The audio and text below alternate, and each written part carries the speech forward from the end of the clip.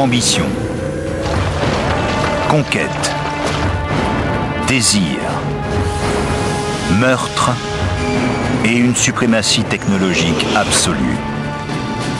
Ce sont là les pierres angulaires de l'Empire romain. Ils étaient poussés par un ego culturel collectif. Les réalisations colossales de Rome, stades, palais, routes, aqueducs, couvrent 3 continents. Ils concrétisent la puissance et les promesses de la civilisation la plus avancée du monde. Ces structures sont devenues le symbole de cette idée de Rome. Les prouesses architecturales des Romains ont couvert tout le monde connu. Et pourtant, c'est la démesure même de leur ambition qui a entraîné leur destruction.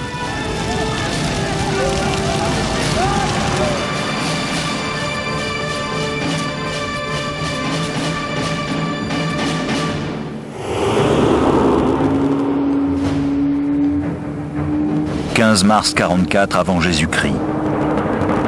L'homme le plus puissant du monde gît sans vie à l'entrée du Sénat. En tant que général, il a doublé la surface de l'Empire romain. En tant qu'homme politique, son ascension a été fulgurante. Pourtant, le guerrier maintes fois blessé au combat a été poignardé à Rome par des Romains. Son nom, Caius Julius César. L'ascension politique de César est fondée sur sa volonté d'obtenir le rang le plus élevé dans l'État romain. Il semble qu'il ait voulu trop de pouvoir. Il ne le partageait pas avec les autres. C'est ce qui a entraîné son assassinat.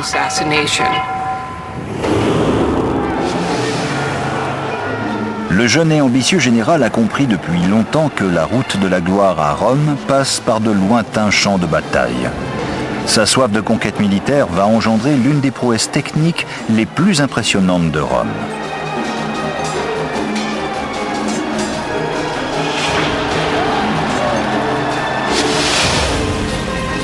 « 55 avant Jésus-Christ, Jules César conduit 8 légions, 40 000 hommes au total, vers le nord, en passant à travers la Gaule, une province romaine qui comprend la France, la Belgique et la Suisse actuelle.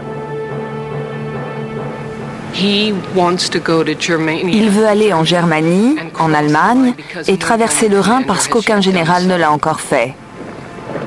Il veut être un conquérant comme Alexandre le Grand et aller au-delà des limites du monde connu. Le Rhin délimite le monde connu. Depuis des siècles, c'est la barrière qui protège les tribus germaniques de l'expansion romaine. Aucune armée n'a jamais été suffisamment puissante pour le traverser. Mais César ne ressemble à aucun de ses prédécesseurs.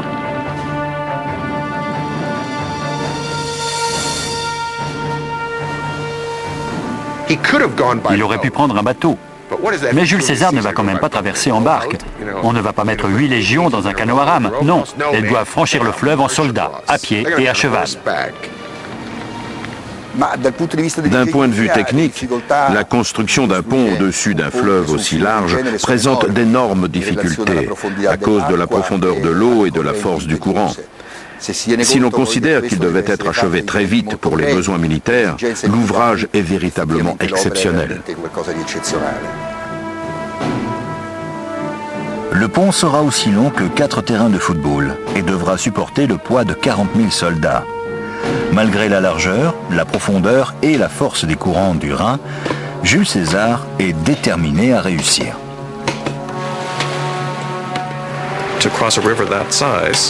Jeter un pont sur un fleuve de cette taille, ça ne pouvait qu'impressionner les citoyens de Rome. Mais cela va aussi permettre à César de frapper de terreur l'ennemi barbare. Avec la vitesse et l'efficacité d'une machine bien huilée, les soldats de César scient et taillent méthodiquement les arbres des alentours pour en faire un pont toujours plus long. Inexorablement, le miracle technique se rapproche de la rive opposée.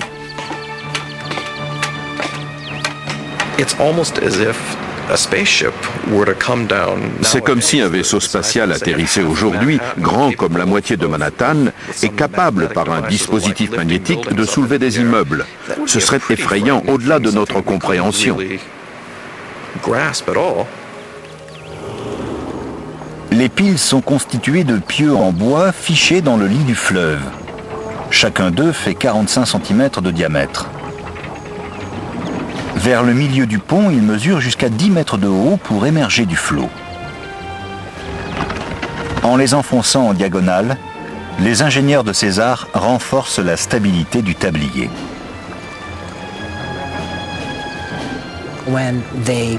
En plantant les pieux obliquement et en les reliant entre eux, ils font la même chose que les charpentiers qui construisent un chevalet. L'angle des pieds utilise les forces contraires pour stabiliser le plan de travail. L'inclinaison leur permet de lutter contre la force du courant et les crues. Mais il est beaucoup plus difficile de les enfoncer qu'une pile verticale. Ils ont dû travailler très précisément, avec des coffrages en bois, pour les placer dans le lit du fleuve.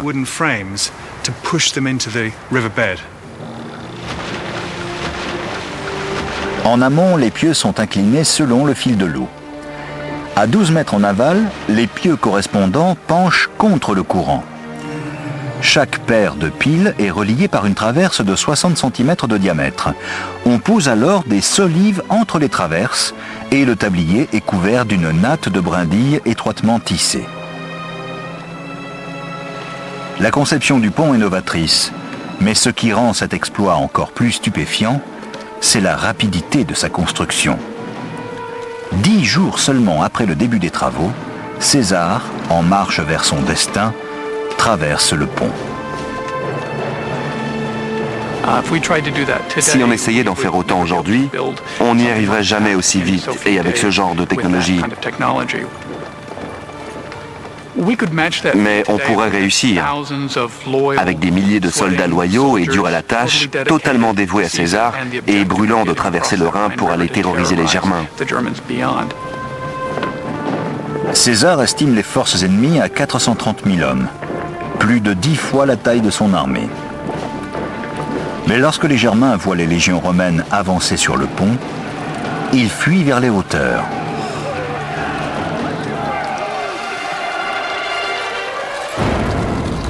Durant 18 jours, César explore le territoire situé au nord du Rhin sans rencontrer de résistance. Puis il retraverse le pont et le démantèle. La démonstration est plus que convaincante. C'est un symbole. Rome va où elle veut. Rien ne peut entraver sa marche. Et pour être plus précis, Jules César va où il veut. Le pont de César est le signe précoce de son ambition profonde. 10 ans plus tard, cette ambition le propulsera au sommet de la hiérarchie romaine. Mais elle provoquera également sa chute. En 44 avant Jésus-Christ, lorsqu'il est nommé à 55 ans premier dictateur à vie de Rome, des rumeurs d'assassinat commencent à se répandre dans les couloirs du Sénat.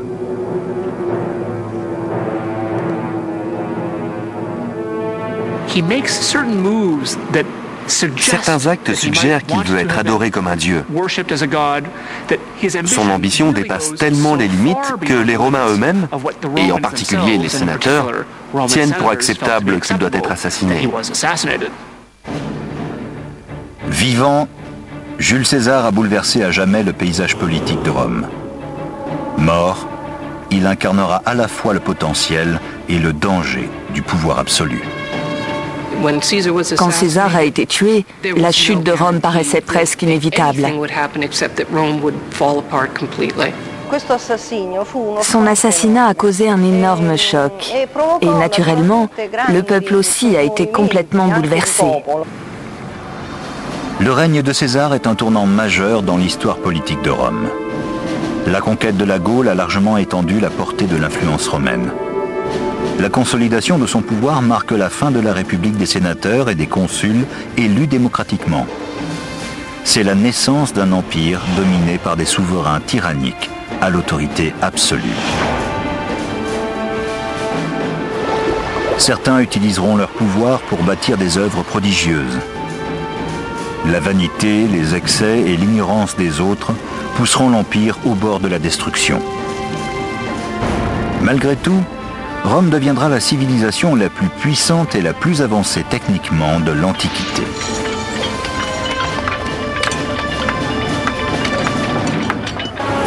Aujourd'hui, Rome est une capitale du XXIe siècle où se mêlent l'ancien et le moderne. Rome a tout à nous apprendre, tout, car elle a été le berceau de l'histoire du monde durant au moins 1000 ans. Per almeno 1000 anni. Roma è il centro di un impero sterminato. Rome est le centre d'un immense empire qui partait au nord de la Grande-Bretagne et s'étendait jusqu'en Arménie, en Afrique et en Allemagne. C'était un empire extraordinaire.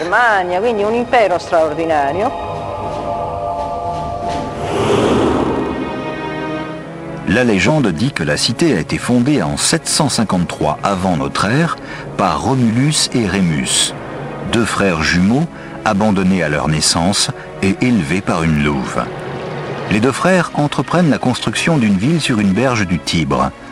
Mais au moment de décider qui la gouvernera, une querelle éclate. Elle se terminera dans le sang. Romulus tue Rémus de ses mains et donne son nom à la ville. Ce ne sera pas la dernière fois qu'un assassinat ouvrira la voie à un nouveau souverain. La guerre civile est une des caractéristiques de l'essor de l'État romain.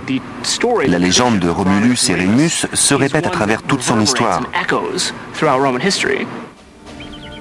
À l'origine, Rome n'est qu'un des innombrables petits royaumes manœuvrant pour le pouvoir en Italie centrale.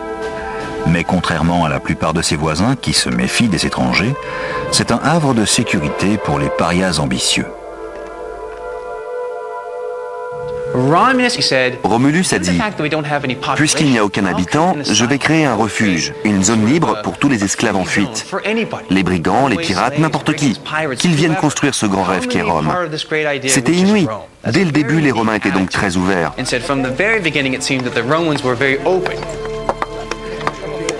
Cette largeur d'esprit favorise l'échange d'idées et de savoir-faire entre cultures. En empruntant la technologie de voisins comme les Étrusques, Rome devient une puissance régionale.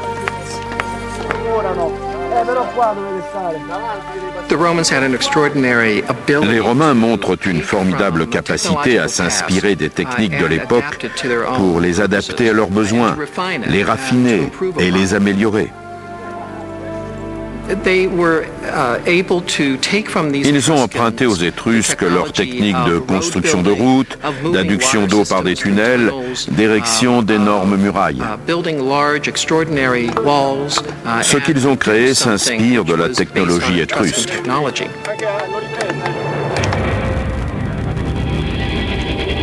Leur première grande réalisation est le Cloaca Maxima, un immense égout collecteur toujours en fonction aujourd'hui, 2500 ans après sa construction. Le Cloaca Maxima entraîne les eaux usées de Rome vers le Tibre. Les ingénieurs utilisent également la canalisation souterraine pour assécher les marais qui séparent les 7 collines. C'est là que sera bâti le Forum, le centre-ville de la Rome antique.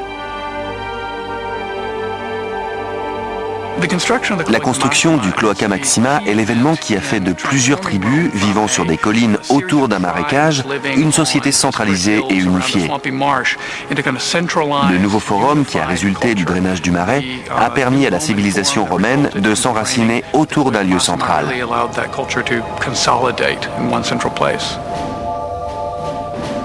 Plus la civilisation romaine s'enracine dans la région, plus l'influence de la ville sur ses voisins grandit. Au IVe siècle avant Jésus-Christ, Rome domine presque toute l'Italie centrale. Ses ingénieurs sont chargés de créer un réseau routier assurant les communications dans la République en expansion. Dans l'Antiquité, il y avait 2 moyens de transport, terrestre, à cheval, mais plus probablement à pied ou en chariot, et le transport maritime. Les routes telles que nous les connaissons aujourd'hui étaient quasiment inexistantes avant Rome.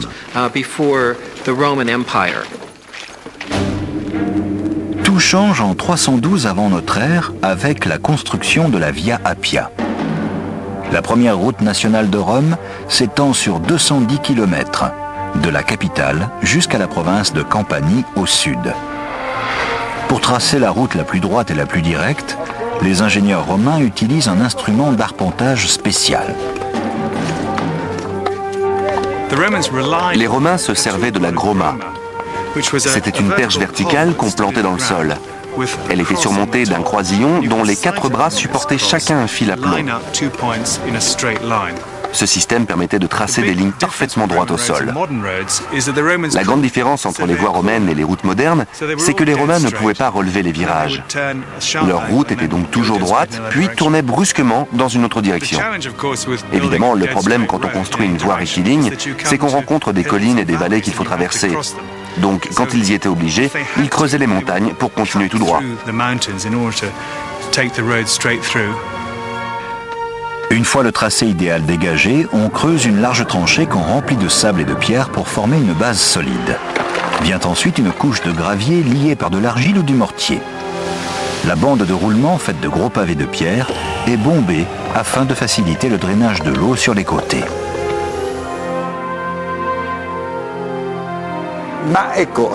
C'était la première fois qu'on faisait une chaussée stable, une chaussée qui a résisté à l'usure du temps. Elle a supporté le passage incessant des chariots et plus tard celui de toutes les armées. Ces routes étaient très impressionnantes. On se disait, combien de temps faudrait-il à 2 légions, c'est-à-dire 10 000 hommes, pour arriver chez moi? Je vais peut-être y penser à 2 fois avant de me fâcher avec Rome. Au moment de l'assassinat de Jules César en 44 avant Jésus-Christ, Rome contrôle presque toute l'Europe de l'Ouest et l'Afrique du Nord. 100 ans plus tôt, elle a défait Carthage, devenant ainsi la seule superpuissance de la Méditerranée. Le successeur de César est son petit-neveu Octave, qui prend le nom d'Auguste et sera le premier impérator ou empereur de Rome. Sous son règne, le réseau routier s'étend jusqu'aux confins de l'Empire. Et puisque la voie est pavée, autant bâtir de nouvelles destinations.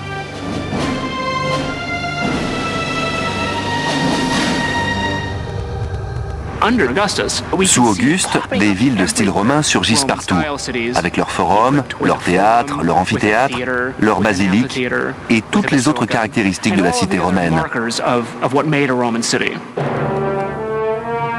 Pour les habitants des provinces récemment conquises, les nouvelles villes sont la séduisante vitrine du mode de vie romain. Les gens accouraient dans ces nouveaux centres urbains qui étaient le symbole de la civilisation, d'un plus haut niveau de vie, d'emplois formidables. C'est là qu'était l'argent et comme aujourd'hui, on allait là où il y avait du travail. Les peuples des nations conquises finissaient par épouser les idéaux romains.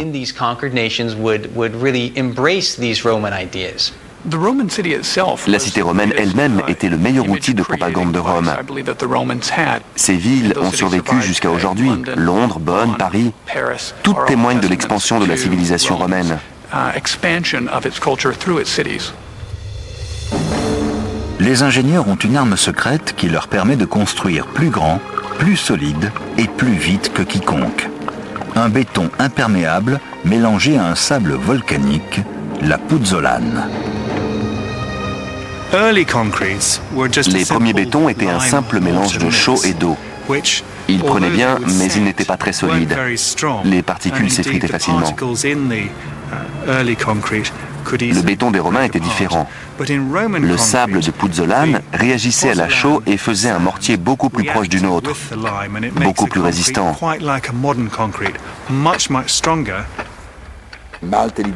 L'introduction des bétons hydrauliques, au contraire des bétons à air oclus utilisés à l'origine, a permis de créer un matériau extraordinairement résistant et qui pouvait aussi durcir dans l'eau. Il était durable et s'est révélé fondamental dans le développement de l'architecture romaine.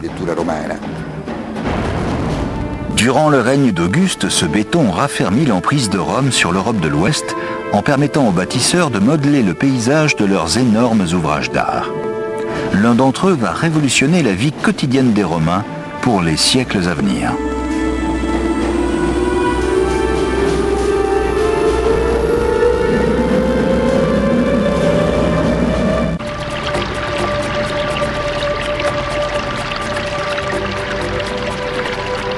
Au 1er siècle de notre ère, Rome est l'unique superpuissance européenne.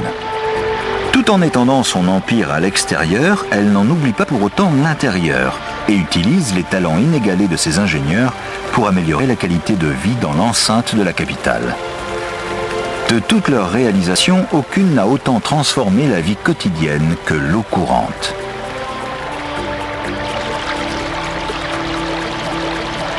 Le réseau de distribution d'eau était un prodigieux bond en avant par rapport à tout ce qui existait. 11 aqueducs d'une capacité combinée de plus de 1 300 000 m3 par jour apportent un flot régulier d'eau fraîche aux habitants de la capitale. Elle est captée dans des sources de montagne situées à des kilomètres de là.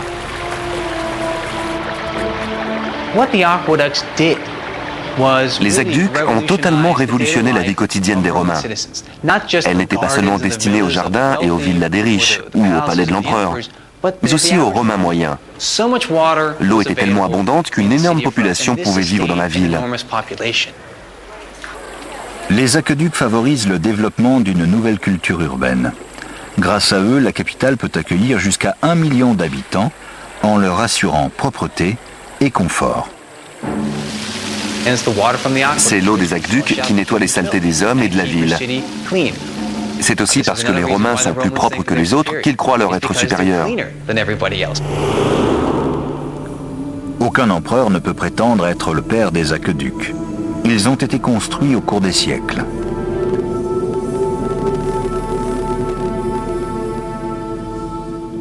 Mais c'est l'empereur Claude, défiguré et bègue, qui a sans doute eu le plus grand impact sur l'approvisionnement en eau de Rome. Avant d'accéder au pouvoir, Claude est la risée de tous. Considéré comme un infirme, on va jusqu'à le cacher au peuple. Il marchait d'un pas gauche, il secouait tout le temps la tête, il riait trop fort, il n'avait aucune élégance. De plus, il avait une salivation excessive, ce qui ne devait pas le rendre agréable à regarder. Malgré ses handicaps, Claude est assez rusé pour prendre le pouvoir à la faveur d'une occasion inopinée. En 41, une grande partie de la famille impériale est assassinée en représailles du règne sanglant de Caligula, le neveu de Claude. Claude est épargné et on le retrouve tremblant derrière un rideau. Sa vie ne tient qu'à un fil, mais il parvient à soudoyer la garde prétorienne qui le proclame empereur. Ce pot de vin opportun va changer le cours de l'histoire romaine. Une fois empereur, il semble avoir été, en tout cas d'après nos critères, un bon souverain. Il est évident qu'il n'était pas idiot.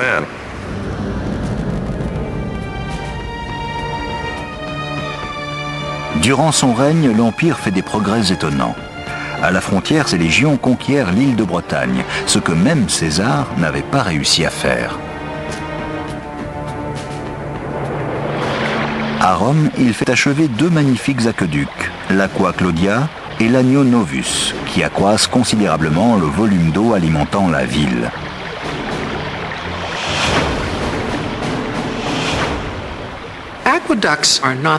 Théoriquement, un aqueduc, ce n'est pas si compliqué. L'eau obéit bien sûr aux lois de la gravité. On peut donc la faire couler en pente douce d'un endroit à un autre. C'est un principe assez simple que tout le monde connaissait. Mais en pratique, construire un aqueduc, c'est tout autre chose.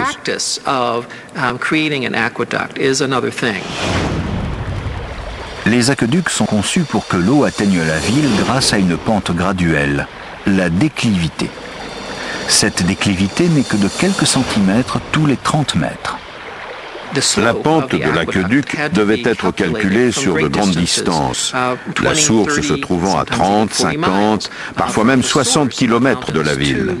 Elle devait être constante, il ne pouvait pas s'en écarter, quelle que soit la configuration du terrain.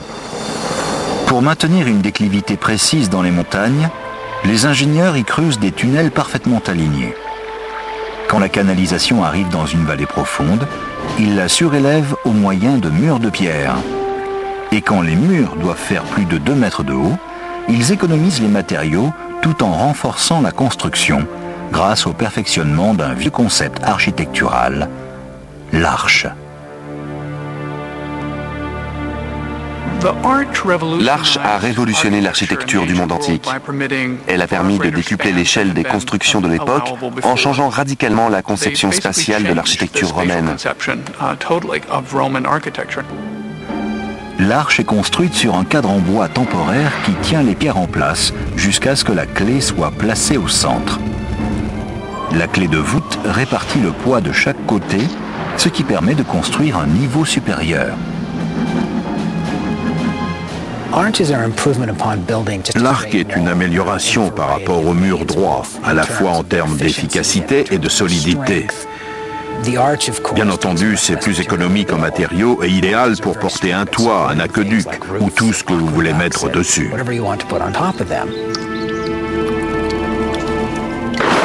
Pour atteindre Rome, l'Aqua Claudia franchit les vallées grâce à 10 km d'arches. Les aqueducs étaient couverts, mais si on avait pu retirer la couverture, on aurait vu l'eau couler comme une rivière vers la ville. Au bout du voyage, tous les aqueducs se déversent dans 3 citernes. Une pour les fontaines publiques, une deuxième pour les thermes et une troisième réservée à l'empereur et aux riches qui payent pour avoir l'eau courante. Un concept très en avance sur son temps.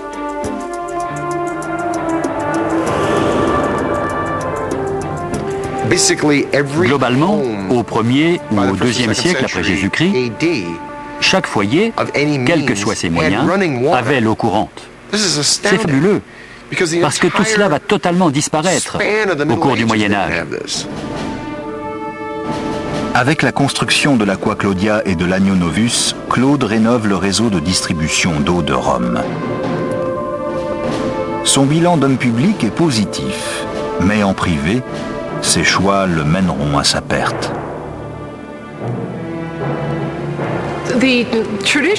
L'histoire dit que Claude était totalement dévoué aux femmes. Il les aimait trop, surtout ses épouses, et leur était complètement soumis. L'Empire est sous le choc lorsqu'il épouse sa propre nièce, la sœur de Caligula, l'habile Agrippine. Agrippine descendait d'une lignée de femmes ambitieuses, populaires et puissantes. Elle était en quelque sorte la Cléopâtre de son temps. Elle était obstinée, arrogante et ambitieuse, terriblement ambitieuse. Agrippine a été entourée d'empereurs toute sa vie. À présent, elle est avide de pouvoir. Elle use de tous ses atouts physiques et politiques pour l'obtenir. Dès que Claude, vieillissant, a succombé à ses charmes, elle tente de faire de son fils unique son successeur. Pour Agrippine, séduire Claude et devenir impératrice ne servait qu'un but, s'assurer que son fils accède au trône. En l'an 50, Agrippine convainc Claude d'adopter son fils d'un premier lit et de le nommer héritier à la place de son propre fils. 4 ans plus tard, Claude meurt empoisonné par un champignon et par l'ambition de sa femme. Du jour au lendemain, Agrippine, épouse d'empereur, devient mère d'empereur. Il s'appelle Néron, un apprenti tyran de 16 ans qui va provoquer un cataclysme.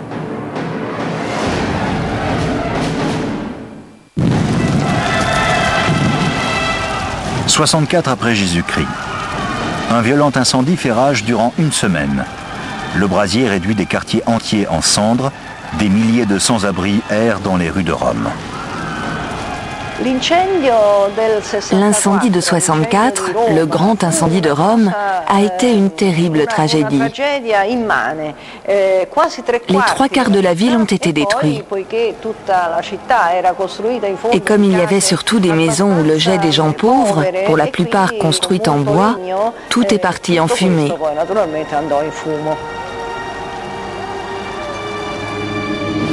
Le suspect numéro 1 est l'empereur lui-même. Néron aurait été vu jouant de la lyre au sommet d'une tour voisine, alors que Rome était en flammes.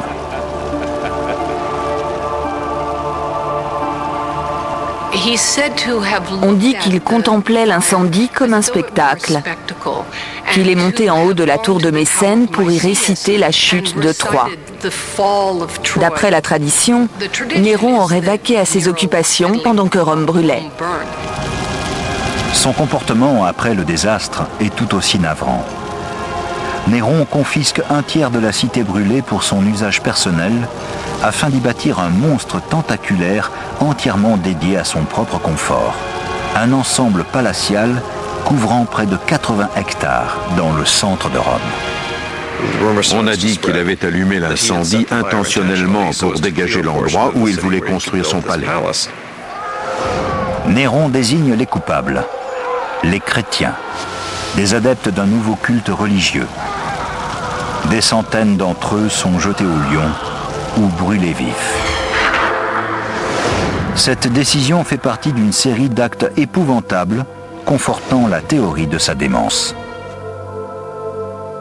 Il a servi la tête d'une de ses ex-femmes à sa nouvelle épouse à sa demande. Puis, dans une crise de rage, il l'a battue à mort alors qu'elle était enceinte. La plupart des agissements qui ont rendu Néron si tristement célèbre viennent après l'acte le plus odieux qu'on puisse commettre, l'assassinat de sa propre mère. Agrippine, qui a orchestré l'accession au trône de Néron en tuant Claude, son mari, est la mère la plus dominatrice de toute l'Antiquité. Elle s'attend à partager le pouvoir avec son fils. Il avait décidé d'éliminer sa mère et il a essayé différents moyens. D'abord, il a tenté de l'empoisonner à 3 reprises, mais elle avait pris de puissants antidotes et a survécu. Peu après, alors qu'il assistait à une naumachie, un spectacle nautique où l'on reconstitue les batailles navales et des naufrages, l'idée lui est venue d'utiliser un des navires pour mener son plan à bien. Il a donc envoyé un bateau chercher Agrippine pour l'emmener dans la baie. Puis, au moment opportun, il a coulé.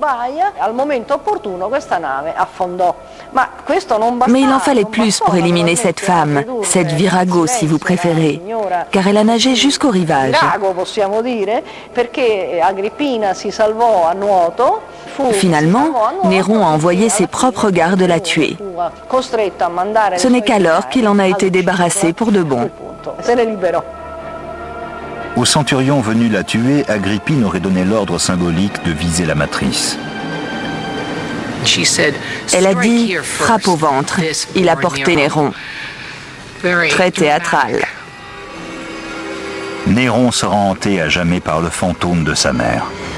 Des visions qui le plongent plus profondément dans la folie.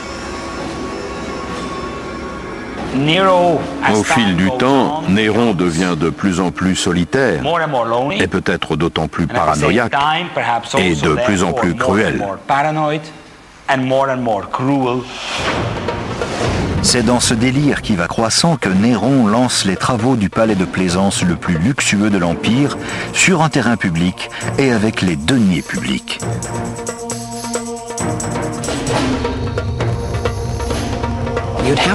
Imaginez que Central Park devienne le palais et le domaine privé de Bill Gates.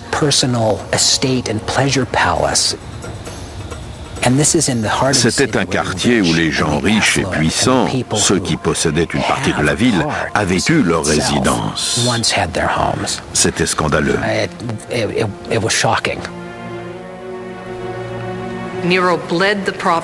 Néron a saigné les provinces à blanc pour son projet. Il a aussi exigé de l'argent des riches romains. Il devait le lui léguer, puis il disparaissait. C'était une époque effrayante.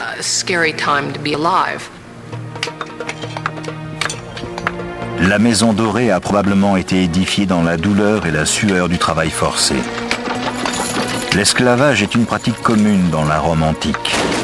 Un tiers de la population urbaine est esclave. Les réalisations de Rome seraient impensables sans l'exploitation des esclaves qui générait une partie des revenus nécessaires au maintien et à l'expansion de l'Empire. Le travail forcé a joué un grand rôle dans la construction de ces monuments grandioses qui symbolisaient l'essence de la Rome impériale. Le nouveau palais de Néron reflète la perception divine qu'il a de lui-même. Son plan évoque une immense villa de bord de mer au cœur de la ville. Des vignes, des jardins et des pâturages pour ses animaux sauvages couvrent ce qui était autrefois le principal carrefour de Rome. Au milieu, un lac artificiel et un pavillon bordé de longs portiques. Une immense aile de ce pavillon, 150 pièces, existe encore aujourd'hui, enterrée sous la Rome moderne. Un ensemble monumental qui présente une innovation démontrant toute la maîtrise technique des Romains, la voûte. Une voûte n'est rien de plus qu'un arc prolongé le long d'un axe. Une fois que le coffrage est fait, on construit un premier arc. Ensuite, on déplace le coffrage et on continue. On obtient une longue voûte. C'était très efficace. Lorsque la Domus Aurea est achevée, à peine 4 ans plus tard, Néron s'écrie « Je vais enfin pouvoir vivre dans une demeure digne d'un être humain ».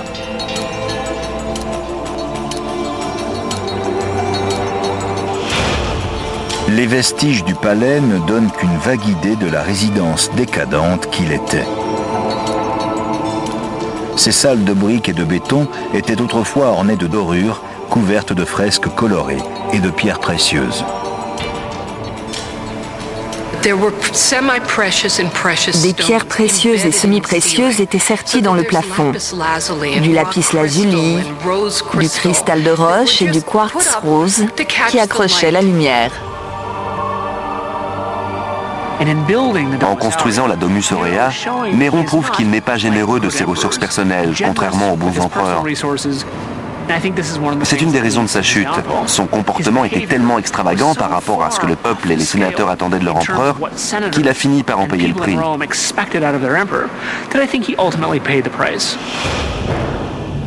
En 68, quelques mois après avoir aménagé à la Maison Dorée, Néron est renversé par une vague d'opposants. Le Sénat le déclare ennemi public et ses propres gardes le pourchassent comme un fuyard. À leur approche, Néron se tranche la gorge, assisté par un esclave fidèle. Ses derniers mots seront « Quel artiste meurt avec moi ?»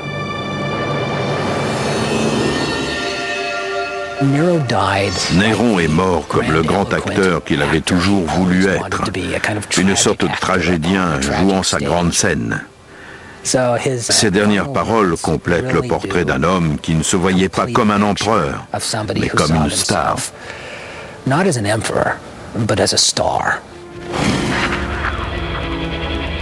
Après sa mort, les Romains veulent effacer toute trace de l'homme et de son règne oppresseur. En l'an 104, la Maison Dorée est comblée de débris et recouverte de terre. L'empereur Trajan fait construire au-dessus de vastes thermes.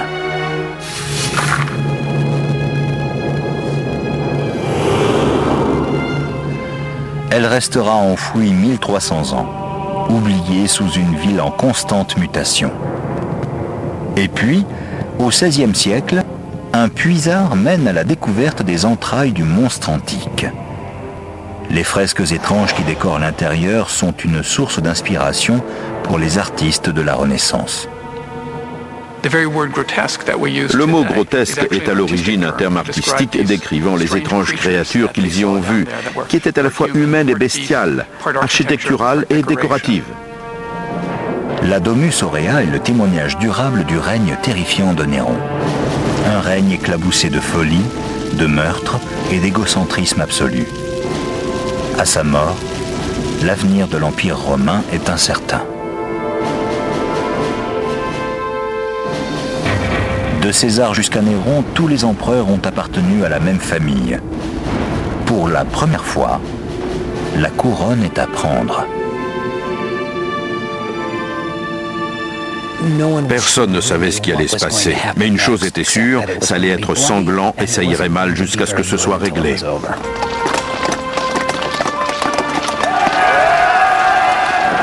La lutte pour le pouvoir oppose les grands généraux de l'Empire dont les armées s'affrontent dans des batailles meurtrières. C'est Vespasien qui finit par l'emporter. Un militaire simple et direct qui a commandé les légions romaines dans les dangereux avant-postes de Judée. Il n'est pas de sang patricien et ne ressemble en rien à son despotique prédécesseur. Vespasien était l'anti-Néron. On ne pouvait pas faire plus différent.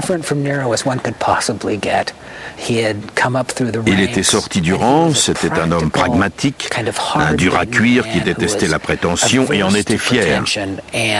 Vespasien était le genre de type qui aurait largement préféré un match de foot à un opéra.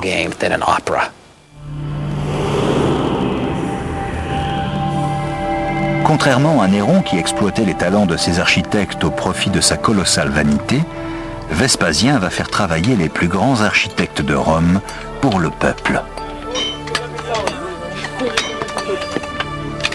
Il commence par drainer l'immense lac que Néron a fait creuser dans le parc de son palais.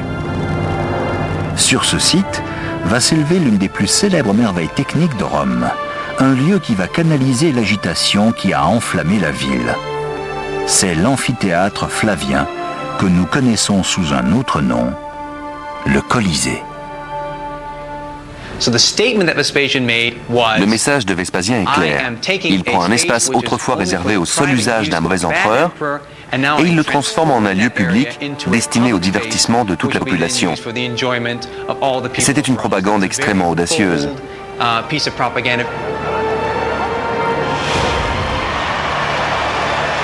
Depuis des siècles, les gladiateurs versent leur sang pour amuser le public. À présent, Rome veut des spectacles plus grandioses, plus violents. Le Colisée offre aux combattants un terrain de jeu à la pointe du progrès, où les massacres sont permanents et où les affrontements vont atteindre un niveau de sauvagerie jamais vu dans l'histoire de l'Empire. C'était leur grand théâtre, leur stade de France, le divertissement à domicile. On pouvait tout y voir, depuis des animaux venus des confins du monde connus, jusqu'aux captifs de pays lointains, à ses pieds, devant sa tribune préférée, en plein centre de la cité.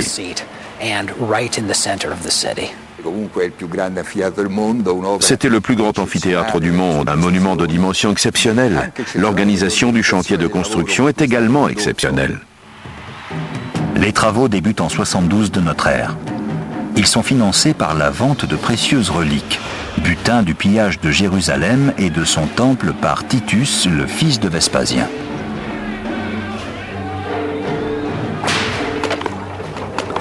Les vainqueurs ramènent 12 000 prisonniers juifs pour bâtir l'amphithéâtre. Ils devaient travailler dans des conditions très pénibles, longtemps, jusqu'à la mort. Ils déversent plus de 6 000 tonnes de béton et traînent d'énormes blocs de travertin depuis une carrière située à 32 km du chantier.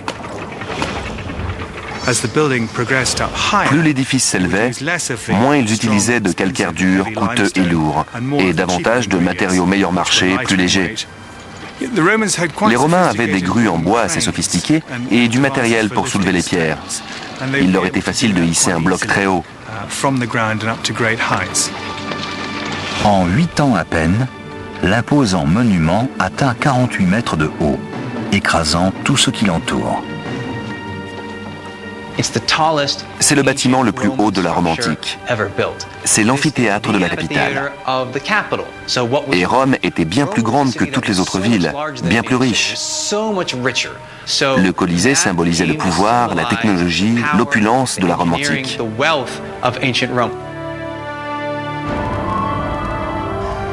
Les amphithéâtres romains ont une structure étonnamment simple, réunissant 2 théâtres grecs dos à dos pour former un théâtre circulaire de 360 degrés.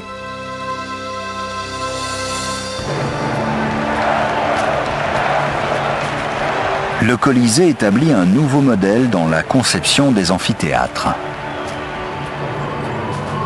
Son réseau compliqué de couloirs et d'escaliers permet à 70 000 spectateurs d'entrer et de sortir en un temps record.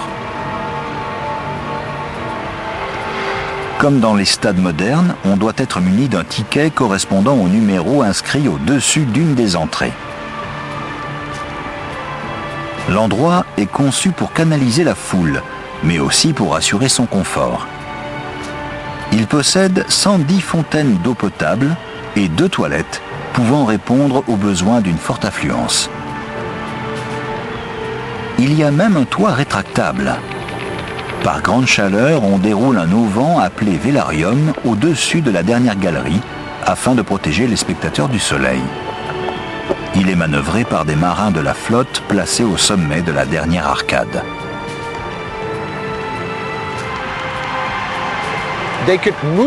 Ils pouvaient l'incliner suivant le soleil et la direction du vent. Par conséquent, c'est étonnant, mais le Colisée était climatisé et ombragé grâce aux mâts faisant le tour de l'arcade, dont on voit les trous dans le mur extérieur, et qui maintiennent cette immense toile couvrant tout l'espace.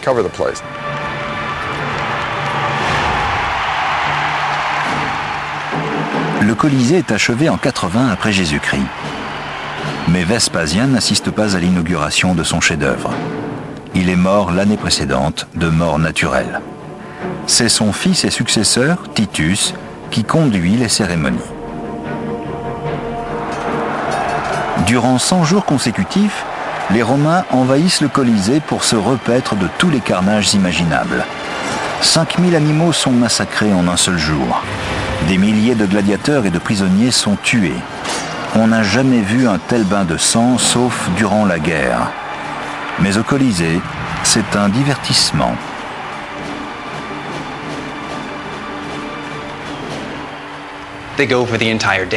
On allait y passer la journée. Le matin, on regardait des hommes tués ou se faire tuer par des bêtes. Vers midi, c'était l'exécution des prisonniers.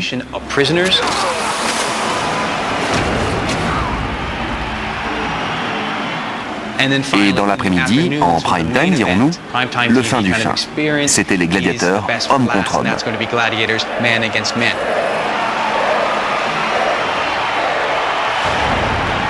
Si les combats de gladiateurs attirent la foule au Colisée, ils ne sont pas toujours l'attraction principale.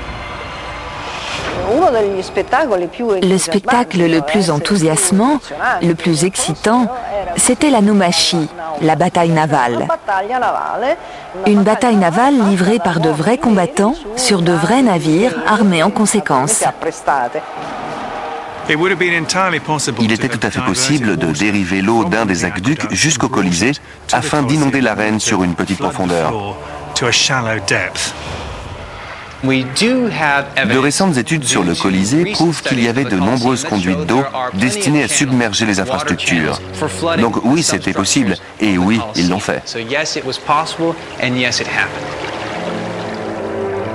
Cristiano Ranieri est le premier architecte moderne à avoir exploré le labyrinthe de canaux passant sous le Colisée. Il pense avoir trouvé les preuves concluantes d'un système de canalisation destiné à transformer l'arène pour les batailles navales. Sous l'arène, nous avons trouvé de très anciens tunnels, plus anciens que le Colisée lui-même, datant de Néron, donc contemporain de la Domus Aurea.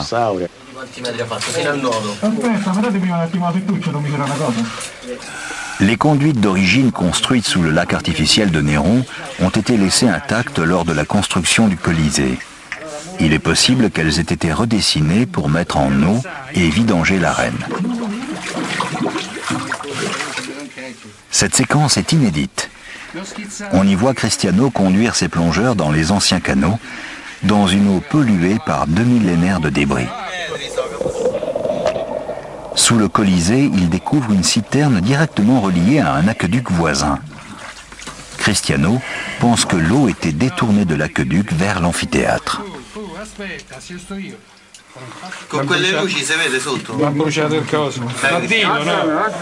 Il trouve aussi des vestiges de canalisation d'évacuation connectés au réseau d'égouts, qui auraient pu être utilisés pour vider l'arène et rediriger l'eau vers le Tibre. Il y avait un excellent système de plomberie. Les tunnels servaient à inonder l'arène afin de créer des scènes de bataille navale. Les batailles navales du Colisée sont un monument de technique. Mais la mode en sera courte. 10 ans plus tard, les mises en eau seront abandonnées en faveur d'une rénovation qui va révolutionner les Jeux. Une nouvelle infrastructure de 2 étages sous l'arène. L'hypogée.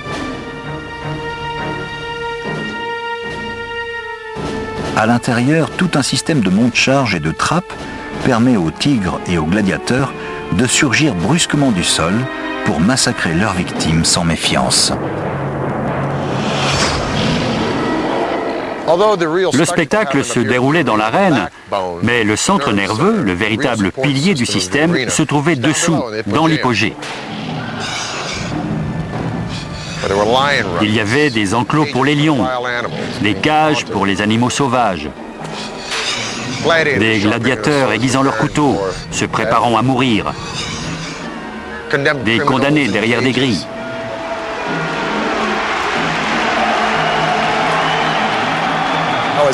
Au début des Jeux, une trappe s'ouvre dans le sol et par un système de poulies, un monte-charge hisse un lion ou une panthère dans l'arène. Quand la trappe s'ouvre, on est inondé de lumière. On entend les hurlements de la foule en liesse.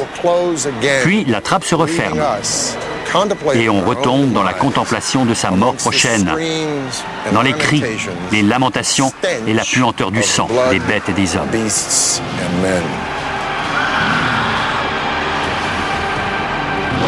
Violent, sanguinaire, manipulateur, excitant.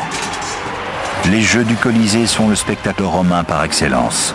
Et tous ceux qui pénètrent dans l'édifice restent médusés devant les prouesses techniques de la civilisation la plus avancée du monde. Une civilisation que les 10 ans de force et de stabilité du règne de Vespasien portent à son apogée. Les empereurs qui lui succéderont utiliseront ce pouvoir pour accomplir des prodiges encore plus extraordinaires.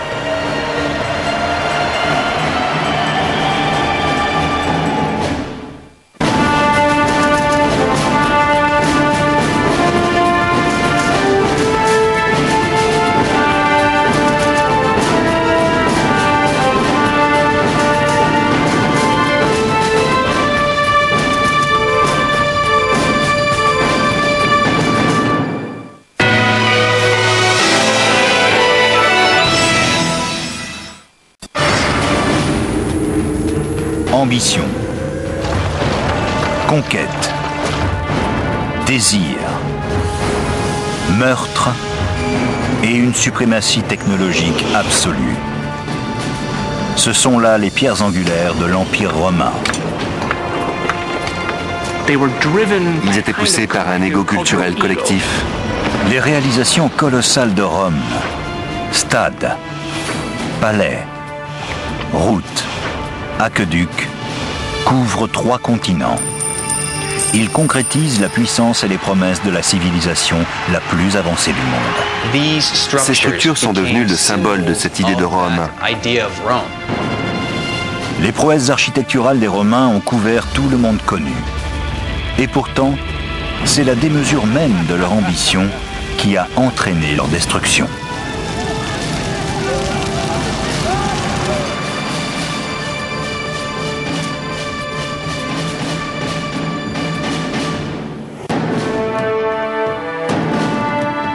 À la fin du 1er siècle de notre ère, l'Empire romain s'étend de la Grande-Bretagne à l'Égypte et du Portugal à la Perse.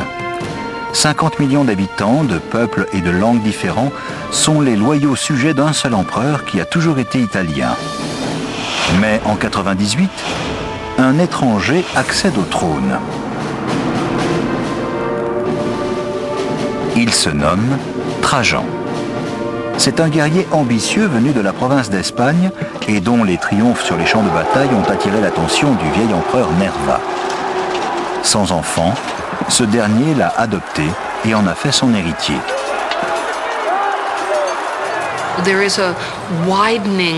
Les idées sur la signification de la romanité s'élargissent.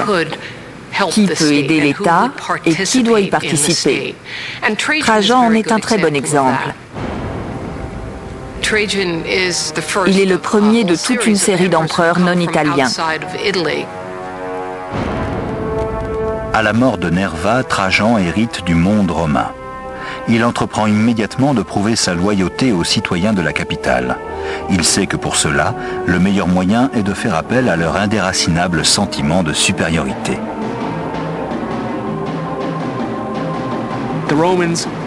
Les Romains voyaient grand. La démesure de leur empire, de leur architecture et des ambitions de leurs dirigeants doit nous servir de point de repère pour définir la romanité. Ils étaient poussés par une sorte d'ego culturel collectif.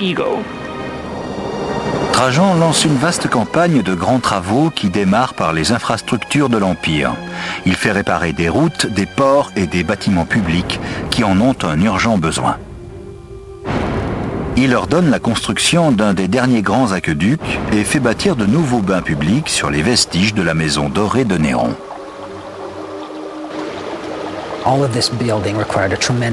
Tous ces travaux demandaient énormément d'argent. Et pour réaliser ses autres ambitions, il allait devoir en trouver bien davantage. Pour un Romain, cela signifie de nouvelles conquêtes. Dans sa 3e année de règne, Trajan lance une offensive militaire afin de trouver des fonds pour la construction d'autres monuments magnifiques. Il décide de conquérir la Dacie, une contrée retirée englobant la Roumanie et la Hongrie actuelle, qui tient tête à Rome depuis des siècles. Après des années d'âpres combats, les Daces capitulent en 106. L'empereur victorieux rapporte des centaines de tonnes d'or et d'argent de sa nouvelle province.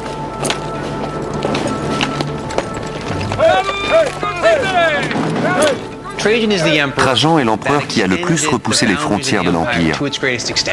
Il a dépassé ses limites et, ce faisant, il a rapporté plus d'argent, de biens, de butin que tout autre empereur. Il avait énormément d'argent à sa disposition.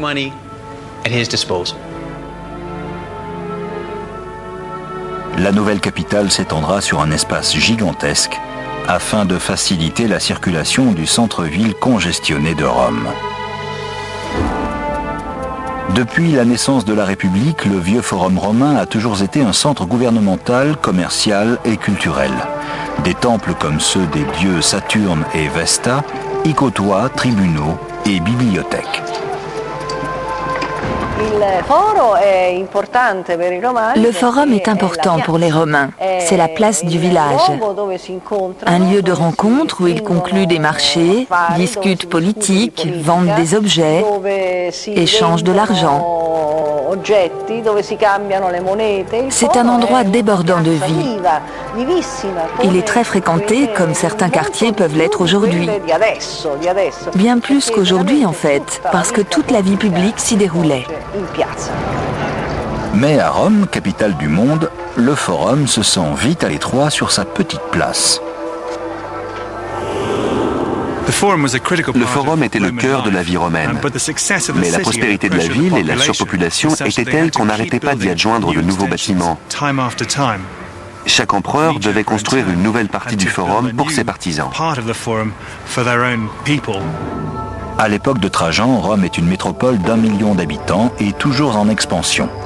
Il commande donc son propre forum, plus grand que ceux de tous ses prédécesseurs réunis.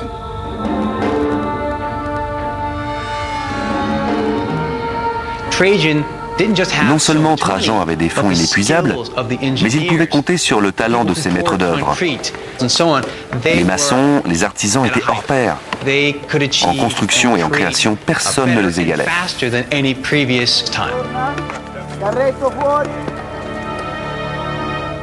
Celui à qui Trajan fait appel pour concevoir son forum, Apollodore de Damas, est aussi un étranger. Apollodore est un architecte grec qui a conçu des ponts militaires pour Trajan lors des campagnes contre la Dacie. Durant cette guerre, il a révélé tout son génie d'architecte. Il affronte à présent un nouveau défi, le manque de place pour réaliser le grand rêve de Trajan.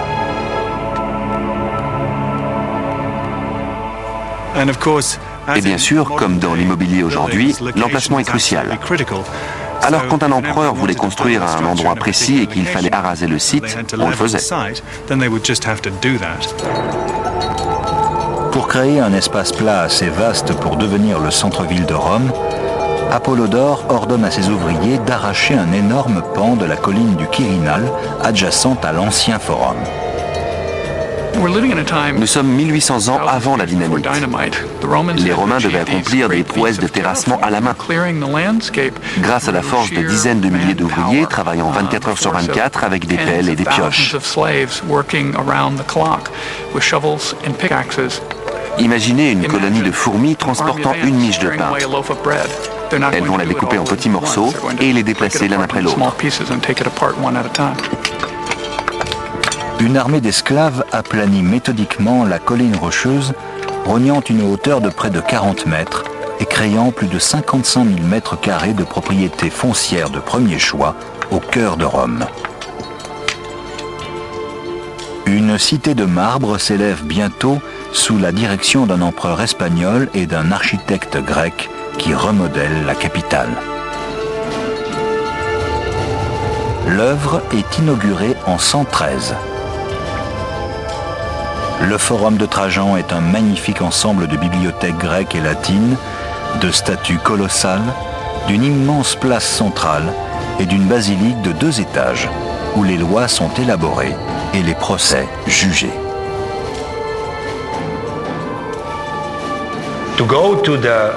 Pénétrer dans le Forum de Trajan devait être une expérience impressionnante pour les Romains. On entre d'abord dans la basilique, la plus grande jamais construite à Rome. Elle est revêtue de marbre, inondée de lumière.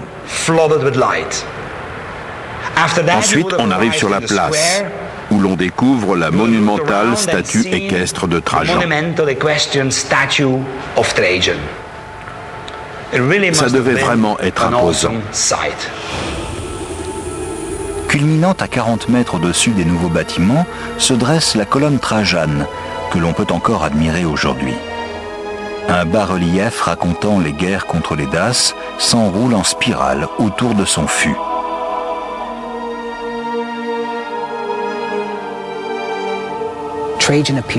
Trajan apparaît absolument partout, impliqué à tous les niveaux de la campagne, depuis les débuts de la planification jusqu'à la victoire finale.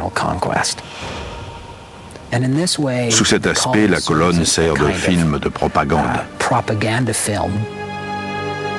La hauteur exacte de la colonne cache une signification plus subtile.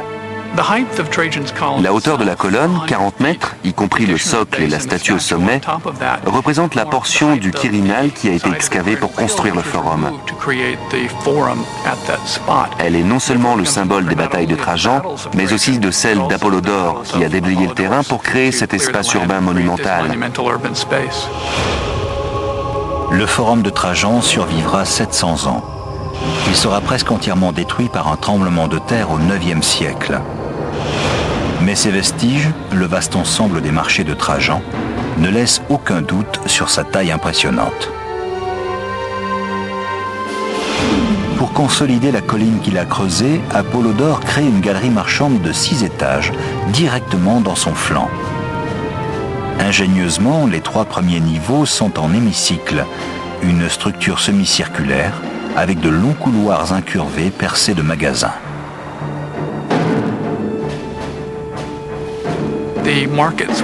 Les marchés sont là pour étayer la colline. Et ce n'est sûrement pas par hasard qu'on a utilisé une structure concave beaucoup plus solide. C'est comme une arche tournée sur le côté pour résister à la pression de la colline qui est derrière. Au-dessus de l'hémicycle s'élèvent 3 étages de boutiques et de magasins, dont certains sur 3 niveaux. Les marchés de Trajan abritent 150 boutiques qui fournissent de tout, depuis les chaussures jusqu'aux objets d'art. Ces marchés devaient vendre d'énormes quantités de produits venant des 4 coins de l'Empire, et peut-être même de plus loin. Si le forum de Trajan, juste à côté, est un luxueux paradis réservé à l'élite, ces marchés sont conçus comme une rue commerçante populaire.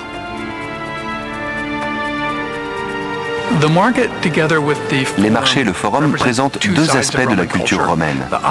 L'opulence du forum, les colonnes de son avant-cour, ses dorures, en font un splendide centre-ville officiel. À 2 pas, les marchés, avec leur structure de briques, correspondent à la vie quotidienne du citoyen romain. Trajan, par son œuvre architecturale et ses conquêtes, est un des empereurs les plus populaires de l'histoire de Rome. C'était un grand bâtisseur et un grand stratège. Comme Auguste, il a assuré une période de paix et de calme. C'était très important pour l'Empire.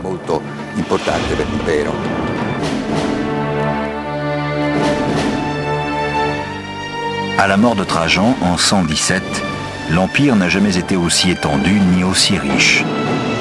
Mais une telle puissance a aussi ses inconvénients. Trajan n'a pas de fils biologique. Après sa disparition, c'est donc Hadrien, son fils adoptif, qui prend les rênes du pouvoir. Hadrien, comme Trajan, était un militaire accompli. Mais Hadrien avait compris que l'Empire ne pourrait conserver ses frontières élargies. Plus une frontière est longue, bien sûr, plus il faut d'argent pour entretenir ses défenses. Il ne cherchait donc pas à faire d'autres conquêtes, mais à préserver ce qu'il avait. On peut voir une preuve concrète de la politique défensive d'Hadrien dans une région isolée du nord de la Grande-Bretagne, à 2400 km de Rome. Lorsqu'il accède au pouvoir en 117, la moitié nord de la Grande-Bretagne est une contrée non colonisée, où les soldats sont confrontés à la double menace des hivers glacés et des incursions de tribus hostiles.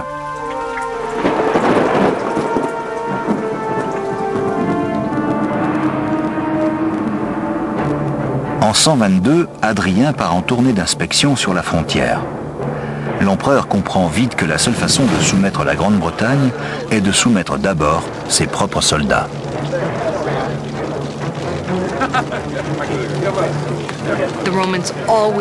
Les Romains ont toujours pensé que lorsqu'un groupe d'hommes servait l'État, il fallait le faire travailler. Sans discipline, il était inévitable que les soldats perdent leur temps, s'adonnent au jeu et se conduisent mal.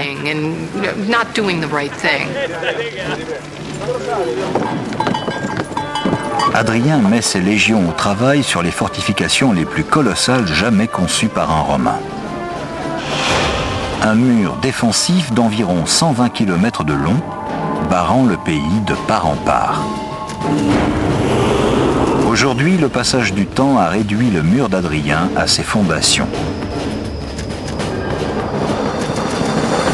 À l'époque, il fait 4,50 m de haut, plus les 2 mètres des parapets. Le glacis et le fossé de 2 mètres creusé à sa base obligent les éventuels attaquants à grimper 10 mètres avant de se retrouver face aux légions romaines. Et si les envahisseurs, par miracle, parviennent à franchir le mur et à passer les gardes, un dernier obstacle les ralentit. Le Valum. 2 rives séparées par un énorme fossé de 36 mètres de large, courant derrière le mur d'une côte à l'autre. Le mur d'Adrien est une barrière psychologique autant que physique. Sa façade monstrueuse, infinie, est le sévère rappel de la domination incontestée de Rome. D'une certaine manière, on peut comparer le mur d'Adrien à celui de Berlin. Un mur qui sert à repousser les étrangers et à maintenir le peuple à l'intérieur, ainsi qu'à éviter certains mélanges incontrôlés. La grande barrière d'Adrien est la plus grande fortification de pierre du monde romain. D'autant plus provocatrice que le terrain inhospitalier du nord de l'Angleterre la rend extrêmement efficace. Il y avait d'énormes difficultés parce que le terrain est très irrégulier. Il y a des à-pics, des vallées, des falaises de pierre. C'est pour cela que le mur était un monument de technique. De plus, il était très utile, très pratique, car il permettait de réduire le nombre de garnisons défendant la frontière.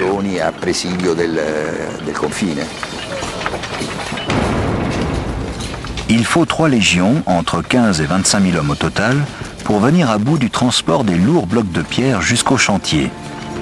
Une tâche épuisante.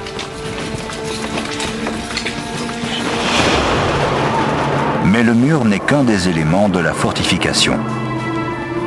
Tous les 1000 Romains, soit environ 1500 mètres, un poste de garde pouvant abriter jusqu'à 60 soldats est construit dans la muraille.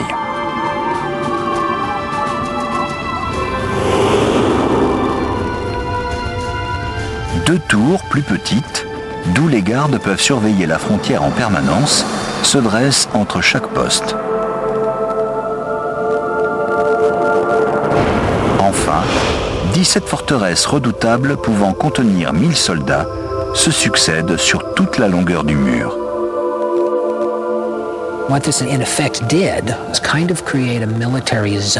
Cette zone militaire a permis aux Romains de maintenir une garnison suffisante pour sortir en force, patrouiller le long de la frontière et entretenir le mur, tout en conservant une présence militaire efficace et intimidante.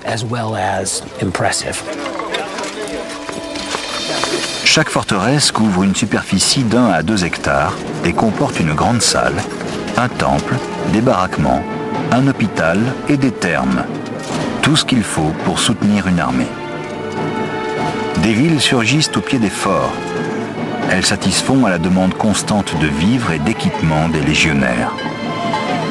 Les soldats romains voulaient des chaussures romaines, ils voulaient des aiguilles romaines, ils voulaient tout ce qui était disponible dans le monde romain. Par conséquent, les commerçants, les taverniers, les femmes les ont suivis, ce qui a fini par entraîner un changement radical dans les régions où ils s'installaient. L'immense barrière d'Adrien est achevée en tout juste 5 ans. L'empereur a sécurisé sa frontière nord-ouest, rétabli la discipline dans les rangs et édifié un symbole frappant de la toute-puissance de Rome. En l'an 126, Adrien rentre à Rome. Pendant son absence, ses bâtisseurs ont travaillé sans relâche pour réaliser sa grande vision de la capitale. Adrien voulait laisser sa marque sur Rome. Il voulait ranimer l'esprit du siècle d'Auguste et prouver qu'il pouvait faire mieux. 150 ans auparavant, l'empereur Auguste a trouvé une Rome de briques et laissé une Rome de marbre. Adrien veut lui aussi léguer un héritage architectural inoubliable. Et le joyau de cet héritage se rattache directement au règne de son illustre prédécesseur. Peu après son accession au trône, il décide de reconstruire un vieux temple de l'époque d'Auguste détruit par un incendie. De ce tas de gravats, il va faire naître ce qui sera son chef-d'œuvre, le Panthéon. Un temple majestueux dédié aux dieux romains. Le Panthéon est sans aucun doute la structure la plus extraordinaire de l'architecture romaine. Pourquoi ? La rotonde. La rotonde. Un immense espace intérieur coiffé d'une magnifique coupole dicte toute la conception du Panthéon.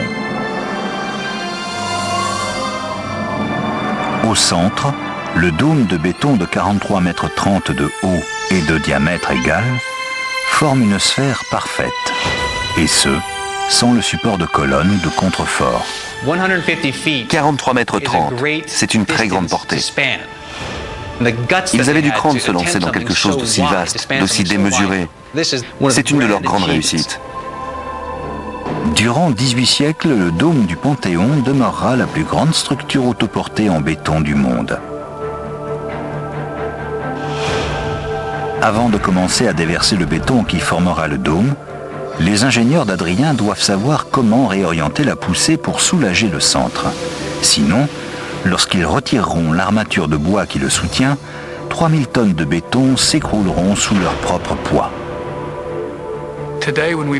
Aujourd'hui, quand on construit en béton, on introduit une barre tendue en acier qui porte la moitié de la masse. Les Romains n'y ayant pas accès, la base du dôme du Panthéon poussait constamment vers l'extérieur. Les bâtisseurs du Panthéon imaginent plusieurs solutions radicales pour faire en sorte que le dôme et la réputation de l'empereur ne s'effondrent pas. Ils construisent d'abord un mur de 6 mètres d'épaisseur servant de support à la coupole. Ils ont utilisé les murs de la rotonde pour empêcher la poussée extérieure du dôme. Ils lui servent de contrefort. Puis, quand la coupole a presque atteint sa hauteur maximale, ils utilisent un béton au granulat allégé et le coulent en couches de plus en plus minces.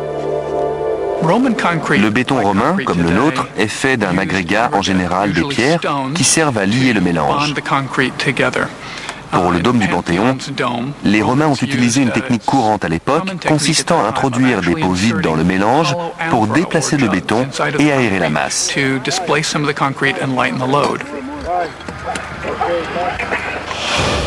Pour rendre la coupole encore plus légère, les ouvriers installent des caissons en stuc dans la voûte. Ils servent un double but.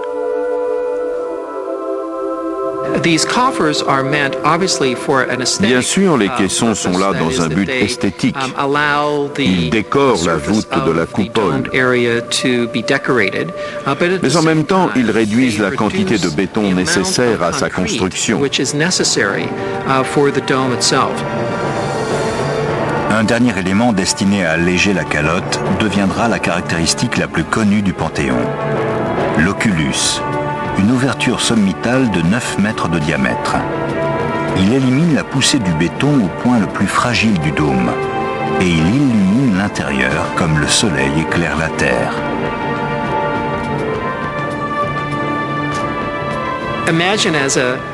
Imaginez que vous soyez un ancien n'ayant jamais pénétré dans ce genre d'espace intérieur, parce qu'il n'existe aucun espace intérieur comme celui-ci.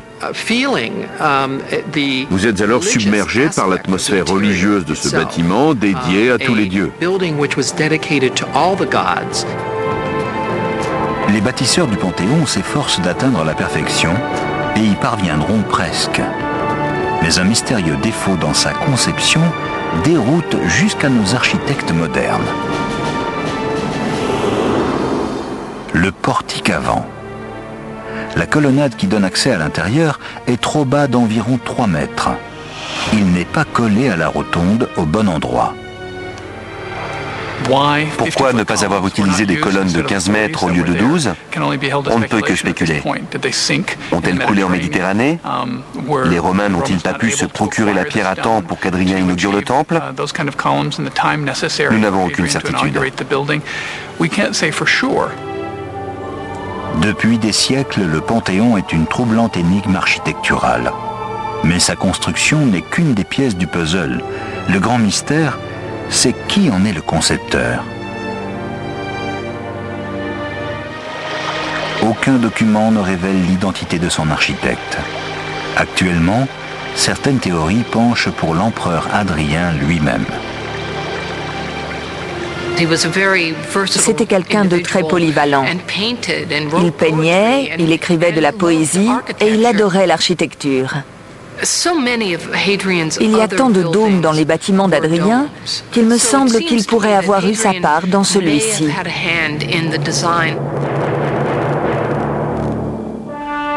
Le génial Apollodore de Damas est un autre candidat possible, lui qui avait créé le monumental forum de Trajan. Il a des doutes sur les talents d'architecte d'Hadrien, et il est assez courageux pour le déclarer en public.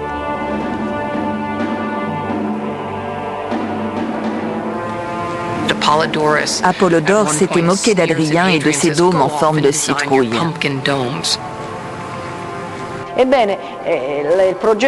Le projet avait été confié à Apollodore, mais il refusait de mettre en œuvre certains des changements suggérés par l'empereur.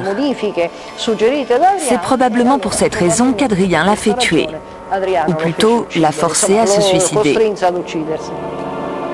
En l'an 138, 8 ans après avoir ordonné la mort du plus grand architecte de Rome, Hadrien meurt de mort naturelle à 62 ans. Durant ces 20 ans de règne, jamais on n'a autant bâti de toute l'histoire romaine. À sa disparition, d'un bout à l'autre de l'Empire, ports, temples, ponts et basiliques portent son nom. Il faudra presque un siècle pour qu'un autre empereur ordonne la construction de ce qui sera l'une des dernières grandes réussites techniques de Rome et projette l'Empire dans une spirale d'autodestruction.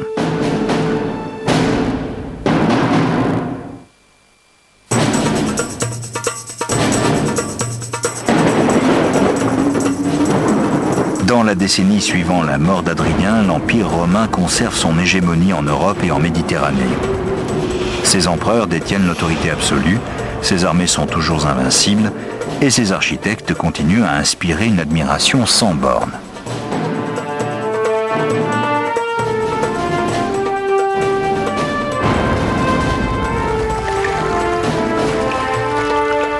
Leur chef-d'œuvre, un colossal ensemble de bains publics, est commandé en 212 par un homme corrompu et assoiffé de pouvoir du nom de Caracalla, qui a accédé au trône à l'ancienne manière, par le meurtre. Le père de Caracalla, l'empereur Septime Sévère, voulait que ses deux fils règnent ensemble. Mais Caracalla et son frère Geta se détestent. Après la mort de leur père, l'élimination de l'un ou de l'autre n'est plus qu'une question de temps. Caracalla frappe le premier. Caracalla l'a fait tuer sous les yeux de sa mère, ce qui me semble particulièrement horrible. Le nom de Geta a été gratté sur les inscriptions, son image a été martelée, mais ils ont beau avoir effacé son nom, ils ont laissé des traces de leur travail. Nous savons que l'État a pris des mesures pour éradiquer son souvenir, et c'est une leçon à ne pas oublier. Sous Caracalla, le sang coule à nouveau dans les appartements impériaux. Le pouvoir est retombé entre les mains d'un tyran qui règne par la terreur.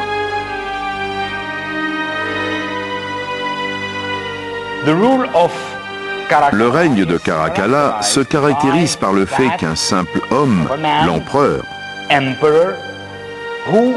se place au-dessus de l'homme, dans la sphère des dieux.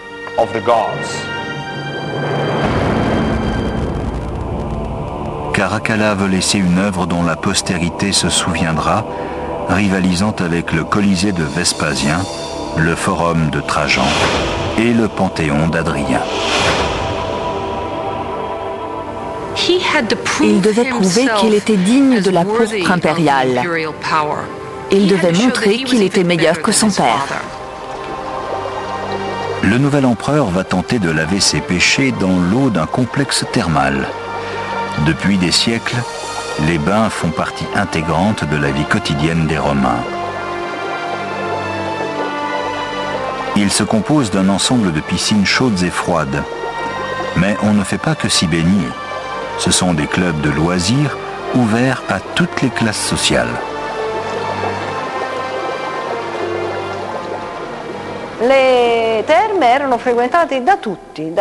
Tout le monde allait au bain public. Les jeunes, les vieux, les riches, les pauvres. Il y avait une grande liberté et une grande promiscuité. Mais pas entre les deux sexes, parce qu'il y avait des heures pour les femmes et d'autres pour les hommes. Les thermes étaient le lieu de rendez-vous de toute la population, parce qu'ils étaient gratuits. Ça ne coûtait rien. Après le travail, on allait passer 2 heures au bain pour se détendre, parler politique, se faire masser, se faire une manucure, une coupe de cheveux.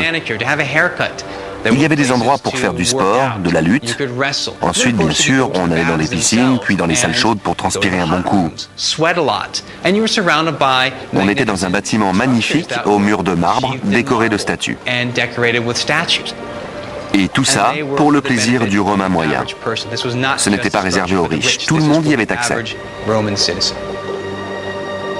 Les projets de bains publics ont toujours eu la faveur des empereurs. Certains, comme Néron, Titus et Trajan, ont déjà créé des thermes extravagants. Caracalla a bien l'intention de les surpasser tous avec le plus vaste complexe jamais bâti.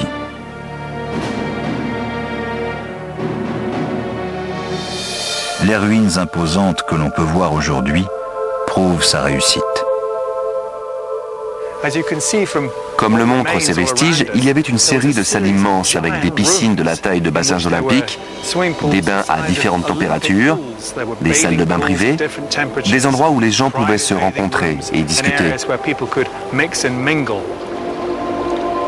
Le bâtiment principal, plus grand que la basilique Saint-Pierre, est entièrement habillé d'or et de marbre. De précieuses mosaïques, dont il reste encore quelques fragments, couvrent le sol.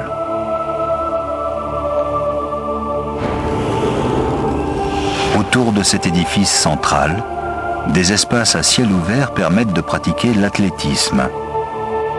Des bibliothèques, des boutiques, des restaurants et même des maisons closes complètent l'ensemble.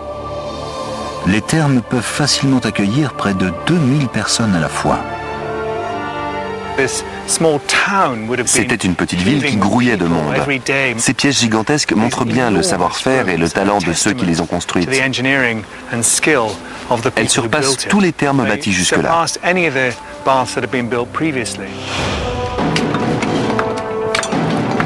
Les ouvriers de Caracalla font des heures supplémentaires pour finir au plus vite. Pour construire en 5 ans des thermes aussi splendides, il a dû falloir entre 5 et 10 000 personnes travaillant chaque jour de ces 5 années. Les bâtiments hors terre ne sont qu'une partie de l'ensemble. Dessous, une canalisation dérivée d'un aqueduc voisin distribue quotidiennement 19 millions de litres d'eau fraîche dans les bassins. Les thermes sont un miracle de génie hydraulique. Le frigidarium, le tepidarium et le caldarium, dont l'atmosphère et les bains sont maintenus à différentes températures, créent une sensation de bien-être chez les habitués. L'eau des piscines chaudes est chauffée dans des chaudières alimentées au charbon de bois. On en compte jusqu'à 50 au sous-sol. Ce plancher forme une véritable frontière séparant les citoyens riches et cultivés du monde souterrain des esclaves et des ouvriers qui peinent dans une chaleur de four pour alimenter les chaudières asphyxiées par les émanations et la fumée. En haut, dans les salles magnifiquement décorées de marbre et de mosaïques, au plafond peint, on devait se croire au paradis.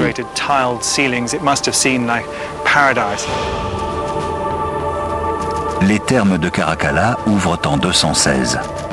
Ils sont un des derniers exemples des prouesses techniques des Romains et combinent tous les savoir-faire perfectionnés au cours des siècles. Un établissement thermal comme celui de Caracalla combine plusieurs des réalisations techniques des Romains. La production de briques, la maçonnerie, l'importation de marbre. On y retrouve toute leur maîtrise en matière de réseaux d'adduction d'eau, d'aqueducs, sans oublier leur système de vidange et d'égout.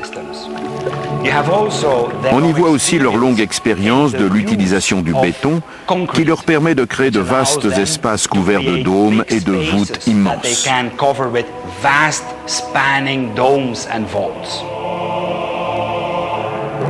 Si les termes de Caracalla sont très réussis, on ne peut pas en dire autant de son règne. Alors que son projet grandiose vide les caisses de l'État, Caracalla accélère l'hémorragie en tentant à grands frais d'envahir l'Empire parthe et l'Arménie, situés à l'est et échappant au contrôle de Rome depuis Trajan, un siècle plus tôt. Comme Trajan, Caracalla souhaite agrandir les frontières de l'Empire par la conquête, au lieu de quoi il scelle son sort. En 217, après 6 ans de règne, de cruauté et d'intimidation, il est poignardé à mort par un de ses propres gardes au cours d'une incursion militaire à l'est. La même année, un incendie dévastateur ravage le Colisée et l'âme de la capitale. L'amphithéâtre sera reconstruit 20 ans plus tard, mais rien n'arrête le déclin de l'Empire. Les jours de gloire d'Auguste, de Vespasien et de Trajan appartiennent au passé et ne reviendront plus.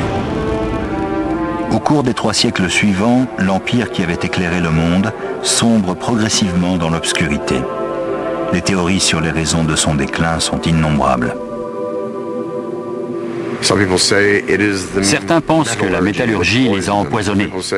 D'autres blâment la décadence et la consanguinité de la classe supérieure, ou encore l'absence d'armées entraînées, d'où une défense inexistante.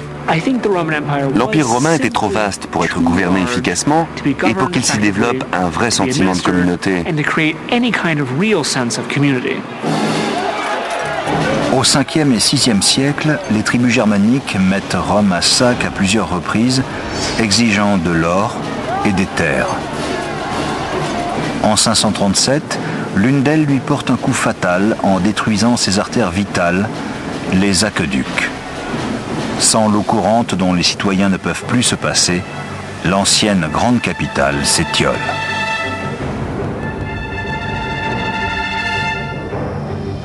Sans eau, on ne pouvait pas vivre en ville ni arroser les jardins et les potagers. d'1 200 000 personnes, la population a chuté à 12 000, une diminution de 99%.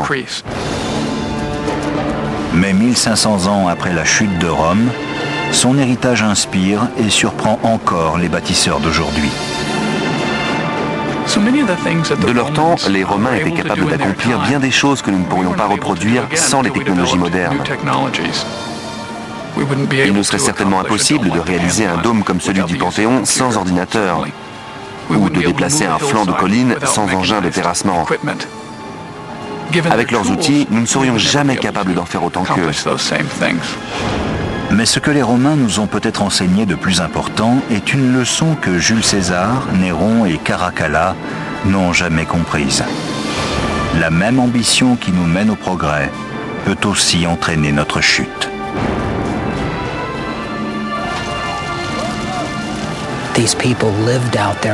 Ils assouvissaient leurs ambitions et leurs appétits de telle manière que nous les admirons, tout en les détestant un peu.